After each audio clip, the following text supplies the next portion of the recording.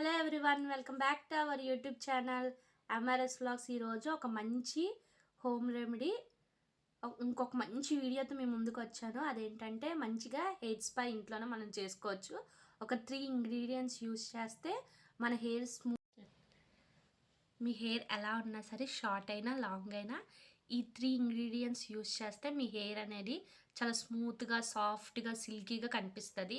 ఇప్పుడు చాలా వరకు చాలామందికి రఫ్ హెయిర్, అస్సలు మాయిశ్చరైజర్ లేకుండా ఫ్రీజీగా, డల్గా హెయిర్ అనేది ఉంటుంది. ఇది కానీ యూస్ చేస్తే మనము చాలా వరకు మీ హెయిర్ అనేది సాఫ్ట్గా, సిల్కీగా చాలా బాగా కనిపిస్తుంది.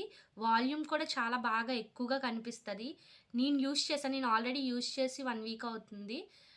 హెయిర్ ఇప్పటికే చాలా సాఫ్ట్గా బాగా కనిపిస్తుంది కదా. అలాగే మీ హెయిర్ కూడా చాలా వరకు చాలా బాగా కనిపిస్తుంది. మీరు కూడా ఇంట్లో కంపల్సరీ ఇది ఒకసారి ట్రై చేయండి.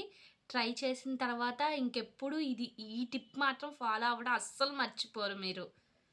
చూసారా, ఇది నేను బిఫోర్ స్పా చేసుకోకముందు హెయిర్ వీడియో. కొద్దిగా ఫ్రీజీగా, కర్ల్స్గా ఉంటుంది, అంత షైన్ ఉండదు. అదే నేను యూస్ చేసింది కూడా ఆఫ్టర్ వీడియో క్లిప్ యాడ్ చేస్తాను లాస్ట్లోని, ఎలా ఉందో అనేది. ముందు దీనికి కావాల్సినవి మనం ఏవేవో చూసుకుందాము. కల్బంద మట్టలు, అలోవెరా 2 పెద్దవి, లాంగ్ హెయిర్ అయితే పెద్దది, మీ హెయిర్కి సరిపోయినట్లు చిన్న హెయిర్ అయితే చిన్నది సింగిల్ తీసుకోండి. చిన్న చిన్న ముక్కలు కోసి పక్కన పెట్టుకోండి. ఒక బౌల్లో ఒక గ్లాస్ వాటర్, కొద్ది బాయిల్ అయిన తర్వాత ఆ అలోవెరా అన్నది అందులో వేసేసి మిక్స్ చేసుకోవాలి. కొద్దిగా ఇలాగా వీడియోలో చూపిస్తున్నట్లుగా పొంగు వచ్చినప్పుడు బియ్యం పిండి, రైస్ ఫ్లోర్ అనేది ఒక 4-5 స్పూన్స్ వరకు తీసుకొని అందులో మిక్స్ చేసుకోవాలి.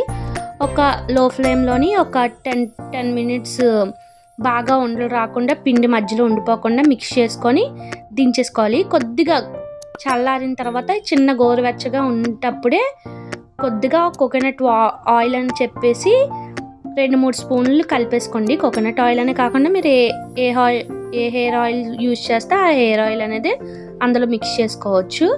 అలా చేసుకున్న తర్వాత చల్లారిన తర్వాత హెయిర్కి అనేది బాగా అప్లై చేయండి. పాయలు తీసి, నేను చూపిస్తున్న విధంగా పాయలు తీసి హెయిర్కి అనేది బాగా అప్లై చేయాలి.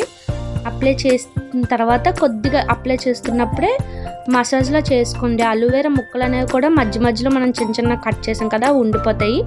బాగా మిక్స్ చేసి హెయిర్కి బాగా పట్టినట్లు మన హెయిర్ మొత్తం కింద నుంచి పైనుంచి కింద వరకు ఫుల్గా ముద్దగా అప్లై చేసుకుంటే బాగుంటుంది. బాగా ముద్దగా అప్లై చేసుకుంటే హెయిర్కి అనేది చాలా సాఫ్ట్గా ఉంటుంది. మీరు లైట్గా అప్లై చేస్తే సాఫ్ట్నెస్ అనేది అంతగా రాదు. ఒక 30 మినిట్స్ అలా వదిలేసి మీరు ఏ షాంపూతో అయినా హెడ్ బాత్ చేసుకోవచ్చు. హెడ్ బాత్ చేసుకున్న తర్వాత నా హెయిర్ చూడండి. చూసారా, ఆఫ్టర్ ఎంత స్మూత్గా, సిల్కీగా హెయిర్ కనిపిస్తుందో. బిఫోర్కి ఆఫ్టర్కి డిఫరెన్స్ మీరే చూడండి. ఈ వీడియో కానీ మీకు నచ్చితే లైక్ చేసి షేర్ చేయండి. ఈ వీడియో ఎంతవరకు మీరు చూసారంటే కంపల్సరీ నచ్చే ఉంటుంది. ఇలాంటి కంటెంట్స్ కోసం మన ఛానల్ని సబ్స్క్రైబ్ చేయండి. మరిన్ని వీడియోస్తో మీ ముందుకు వస్తాను. బాయ్.